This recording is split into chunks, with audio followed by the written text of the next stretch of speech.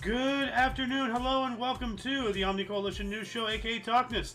This show is all about the weird, this is a dive into the weird, obscure, bizarre, in other words, or strange world of notable events, weather, and sports, covering topics seldomly, if ever, seen from most news sources these days. Join us during a time of political overabundance and pardon me. Political overabundance and divisiveness, we present you with more unifying topics to discuss. For links to the articles, the music, and anything else potentially interesting, please check the underbar of the description below. Anyway, I'm Alexander, and you are you, Mr. or Mrs. Viewer, whatever you are out there. Thank you for watching. Anyway, today is, Tears is Day, aka Tuesday, August 29th, 2023. And let's get into the news, shall we? From Audio Central, we have man puts his head into one of the world's most powerful water fountains. And I'm not entirely sure if the music is a little too loud, so just for safety, I'm going to drop it down a little bit. If it's a little too low, we can always bring it up. But this way, I can definitely be heard. Let's move back into the news, shall we? A Swiss man ended up in the hospital after reportedly putting his head into the Jet d'Eau, a giant water fountain on Lake Geneva, and being thrown several meters into the air. Whoa. I wonder if there's a video of this out there. According to eyewitness reports, the 20-something man, whose name has not been revealed, somehow breached the security perimeter around Geneva's famous Jet d'Eau water fountain and put his head into the nozzle of what is essentially an extremely powerful water cannon. The Jet d'Eau pumps out 500 liters of water per second at a speed of 200 kilometers per hour to a height of 140 meters or 460 feet into the air. When the water spouted out of the fountain, the young daredevil was catapulted backwards by the force, which was actually a lucky outcome considering the alternatives. However, this was only his first attempt. Seemingly not one to be content with having survived a giant water cannon shot to the head, the Swiss man once again climbed the Jet d'Eau, this time in an apparent attempt to embrace it. When the powerful jet of water shot out of the fountain, it sent the man flying several meters into the air, from where he crashed onto the cement platform and the jet platform around the Jet d'Eau. The man managed to get up from his fall and threw himself into Lake Geneva, from where the police, alerted by eyewitnesses, ended up fishing him out. He was rushed to the hospital to have his injuries checked, and his condition remains unclear. So there's a little bit more to the reading, and there's a video, I think, here, about the water fountain, at least, actually, and I'm gonna like to see that later. But yeah, as I need to get back in the practice of saying, please go to the links. All of these articles that we're going to cover are already down there. So please go to them. They put in all the work, all the research. We're just reading them for you. Go give them the foot traffic. It's only right. We're going to move on up. More from Audio Central. This keyboard-inspired puffer jacket can be yours for $623. I'll pass. Niche fashion brand Liminal Workshop has created a unique-looking puffer jacket featuring 54 individually placed 3D padded keyboard keys. Made of water-resistant nylon, the Liminal puffer jacket features key zipper pockets, a hash key zipper pull, and an adjustable waist. However, it's the unique aesthetic that makes it worth the £495 or $633. Whether you like it or not, it's hard to argue that the keyboard-inspired design is something completely new in the fashion space and can be considered a work of art. Plus, all those padded keys may actually come in handy on a cold winter day. Or if you're out snowboarding and you totally screw up a thing and you eat shit, you know, that if they're really padded, that can actually be some nice little armor, honestly. But that's pretty cool. The keys are like pockets and such, and you know, I wouldn't buy it for $623 even if I had the money, but maybe, you know, eventually in the future the price will come down and maybe I might get one of these actually. So I recant my statement earlier. This is actually a pretty cool thing. Because hell, I mean, if you're like out hiking or whatever and you like fall off a cliff, this might help you survive. I don't know. I don't know how good that padding is. Anyway, let's move on up here. More from Audio Central. Scientist wears giant bird head for a year to befriend real birds, but fails. No shit. A Japanese scientist studying the languages of birds wore a giant bird mask on his head for an entire year in order to trick a nest of great tits to allow him to approach them. He was just simping for the tits. Toshishita Suzuki, an associate professor at the University of Tokyo, recently shared a bizarre photo of a man wearing a giant bird head on Twitter. It turns out that the photo taken somewhere in the forest of Nagano Prefecture shows a fellow scientist who decided to wear the disguise for an entire year in order to get close to a nest of great tits without triggering their distress calls. Ornithologists and bird behavior experts have noticed that certain bird species were capable of remembering human faces, and that they would, and that they would stop their usual chirping to put out warning calls whenever they saw these individuals approaching. Having wound up on the tits blacklist, the Japanese scientist decided to disguise himself as a giant bird in order to approach the birds and study their chirping. And yeah, no wonder that didn't work, bro. Like, dude, animals may not be intelligent, but they're not stupid, you know? Like, and birds have been around for far longer than us. They're not going to be fooled by such a blatantly obvious, you know... Yeah. It's surprising that he's in academics. Like... I'm not going to say anything about his intellect, but yeah, the picture speaks for itself. Anyway, let's move on up more from Audio Central. Would you pay $450 for a unique picnic dangling 295 feet over a thundering waterfall? No, I will not. No. You mean, oh, you expect me to pay you to go there? Well, no. What? Even if you pay me? No, hell no. You expect me to pay you? Are you out of your mind? A Brazilian adventure film is offering thrill seekers the unique opportunity to enjoy a picnic at a wooden table suspended above the thundering Cascada de Sepultura in the state of Rio Grande do Sul. The breathtaking experience recently went viral thanks to a short clip posted by a U.S. citizen couple who found it while looking for special things to try in Brazil. In the video, Christiana Hurt and her rapper boyfriend On Point Like Ope can be seen casually enjoying some snacks and a glass of red wine at a picnic table suspended on a bunch of metal wires high above Cascada de Sepultura. The whole experience apparently lasts about 15 minutes and costs $450, but it's definitely something you'll never forget. Yeah, no. I'm very good. Like, because all you need to do is, like, you know, fumble and, like, try to catch something, fall off your seat, and now you're gonna die. Like, hell no. Yeah, no. I'm good. Let's move on up. Man gets struck by lightning twice in 5 minutes. Wow. Bad luck. A Chinese man can consider himself extremely lucky to be alive after being struck by lightning twice in less than 5 minutes. The chances of a person being struck by lightning during their lifetime is about 1 in 15,300, which is much lower than it seems, but the chances of getting struck by lightning twice are significantly lower. There is a reason why they say lightning never strikes in the same place, and yet sometimes incredible things do happen, like a person getting struck by lightning twice in just 5 minutes. Liu Nan was outside his home in Zunyi, China's Guizhou province, during a thunderstorm last month when he saw a white light before losing consciousness and falling to the ground. He barely had time to register what had happened when they saw the bright light again and once again got knocked out. Like, get down! Stay down! Like, wow. And that must be the exit where it came out of in his back. Oh, jeez. He's lucky to be alive twice. And unlucky to get hit. Like, is he lucky or unlucky? Like, or is he just neutral? Like, did it cancel each other out? Is he right back on square one? Like, how do you rate that, and how do you validate the requirements for your ratings?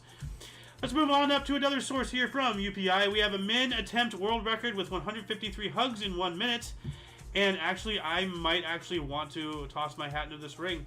Because, I am a hugger. So... A serial Guinness World Record breaker teamed up with a social media star to break the world record for most hugs in 1 minute. David Rush! Yes! Who has broken more than 250 Guinness World Records, and Josh Horton, a YouTube and TikTok star with 30 world record titles of his own, teamed up to attempt a record together in Los Angeles. The duo decided to take on the record for most hugs in a minute by pair. Rush said the record used to require prospective breakers to drop their hands to the side after each hug, but that requirement was apparently dropped with Anthony Anderson and Darius Rucker set the record at 138 in an episode of Carpool Karaoke. Rush and Horton said they hugged 163 times in 1 minute time limit, but had to drop a few from their final count after reviewing slow motion footage. They ended up submitting a final count of 153 to the record-keeping organization. Well, You know what? Let's just take a look at this, because I'm Hey folks, it's a David genuine Rockshine hugger. here with Josh. I don't want to just Horton. like. So this 3, night. 2, 1, go.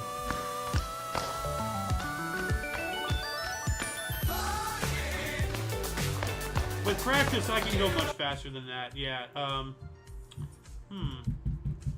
gonna have to think about that. More from UPI. Author found after message in a bottle from Ireland reached New Jersey. Huh. A man who found a message in a bottle from Ireland on a New Jersey beach was able to connect with the woman who wrote the message in the summer of 2019. Frank Boger of Wildwood was cleaning up trash on the 14th Street beach with his wife Karen and granddaughter Autumn when they found the message in a bottle. The note, dated July 17, 2019, was signed Aoife? Greetings from Ireland, the note read. I have thrown this bottle into the sea for someone to find another day. Maybe it traveled down to Africa or to Iceland. I won't know if someone found this, but I hope it gets found.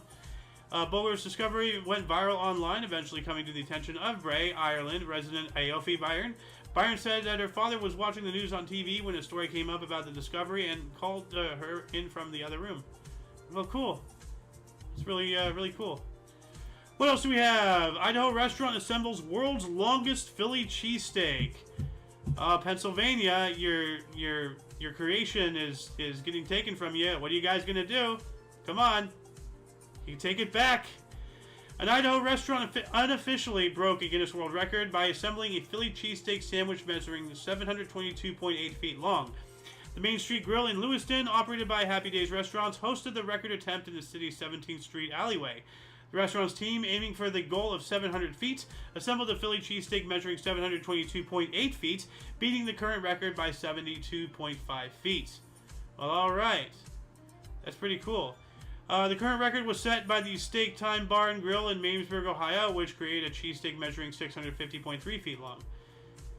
So, yeah, and there's some more things, but please, I'm going to incentivize you. Go there and read it. Let's see here. Move on up. Pilot brings Texas girl's lost doll home from Tokyo. Aww. This is awesome. A pilot came to the rescue of a U.S. girl doll, an American girl doll accidentally left behind at a Tokyo airport by a 9-year-old Texas girl. Rudy and Celeste Dominguez discovered after returning to the United States from their trip to Bali in Indonesia that their daughter, Valentina, was missing her doll, Beatrice. The doll was last seen on a plane in Tokyo where the family had a stopover on their flight. And, the parents posted about the lost doll on Facebook, and the post came to the attention of James N., a American Airlines pilot based out of the Dallas-Fort Worth area. So, obviously, of course, he did make it to the returning the doll to the girl, but if you want to read the story, please click the link in the underbar. Let's move on up. Wisconsin man's wedding ring returned after 14 years in a lake. A Wisconsin man who lost his wedding ring in a lake near his home had it returned to him 14 years later. Mike and Tracy Croning, who have a home on the shore of the Turtle Flambeau Flowage near Mercer, said they were visiting Swimmers Island with neighbors in 2009 when Mike lost his platinum wedding band while tossing a kid into the water. Platinum, that's expensive. The couple said they made regular trips to the Swimmers Island but never found any sign of the ring. Turtle Flambeau Flowage and Trude Lake Association said in a Facebook post that another visitor to the area recently found the ring and turned it over to the association in search for its owner. And then eventually, obviously, it made it back. So that's pretty cool. That's really cool. What else do we got? A remote-controlled car breaks a speed record and then explodes. Let's take a look at this, actually. So, it's going. Oh, yeah, there it goes. So, yeah, it popped. Wow. So, yeah, a British man's jet-powered remote-controlled car broke a Guinness World Record for speed on its first attempt and then exploded on its third. James Womsky, aka Project Air on YouTube, used a JetCat 220 engine to power his RC car. God, people are RCing jet-powered things. I mean, they have aircraft, so, yeah, that is that. With an aim of breaking Guinness World Record for fastest speed achieved by a remote-controlled jet-powered car. Womsey took his car to the radio-operated Scale Speed Association event at the Landvetter Airport runway, where he clocked a speed of 94.76 miles per hour on his first run. Holy crap. So that's 94.76. His second run clocked at a speed of 137 miles per hour, but it was disqualified because the nose of the vehicle fell off during the run. Wow. That's... Wow. Jeez. Walmsley's first run of 94.76 miles per hour became the official record. So let's see if it actually, like, if it shows the explosion. Oh, well, this is... They're getting into the nitty-gritty and explanation. You know, I want to watch this on my own after the show. So, you know what? I'm just going to do that. How do I... there we go. Alright. And you can, of course, find that in the appropriate link. That was the jet car. So, anyway, oh, crap. Okay, hold on. Why am I stupid? Hold on a second. Reason closer to this one. Thank you. Okay. Now, this one I learned of earlier today, actually, during This Date in History, which is a history show that I do with friends, and we do as a Omni Coalition production every day that we can, although we don't do it on Wednesdays and Saturdays as of now. Yeah, as I said, it was in the actual history show at the very end. Well, let's see, I'll show it at the here. 2023, parasite worm alive and wriggling found in a woman's brain for the first time in Canberra, Australia. And here's an actual article from it. A neurosurgeon investigating a woman's mystery symptoms in an Australian hospital says she plucked a wiggling worm from the patient's brain. Surgeon Harry Privia Bandy was performing a biopsy through a hole in the 64-year-old patient's skull at Canberra Hospital last year when she used forceps to pull out the parasite, which measured 3 inches. It continued to move with vigor. We all felt a bit sick, Bandy added. Bandy added on of her operating team. So, the creature was the larva of an Australian native roundworm, not previously known to be a human parasite, named Ophidioscaris robertsi. The worms are commonly found in carpet pythons. Bandy and comparative infectious diseases physician Sanjaya Sanayake are authors of an article about the extraordinary medical case published in the latest edition of the journal Emerging Infectious Diseases. Yikes. And this just reminds me about, like, you know, that fungus that takes over ants' brains and everything, and the whole, like, I think it's like The Last of Us with, like, the clickers, you know, like they're blind, but they're like echolocation and such, and that's kind of the same thing as that parasite with the ant's brain. I can go on about that whole thing. You know what, let's bring that into the peanut, actually. Give me one moment. Okay, there we go. Peanut, where's the peanut? There's the peanut. Alright, let's put that there. And let's move on up. Last but certainly not least, ending on a high note, a rare spotless giraffe was born in a Tennessee zoo. Hey, Tennessee, my home state. And look at that. That is such a weird sight. A female reticulated giraffe was born at Bright Zoo in northeastern Tennessee late last month, but unlike her mother, she was born without any spots, which is a rarity. Standing 14 to 15 feet tall, giraffes are the tallest mammals in the world. When mothers give birth, the calves are already 6 feet tall, and other than on especially rare occasions, they're born covered from hoof to horn in brown spots.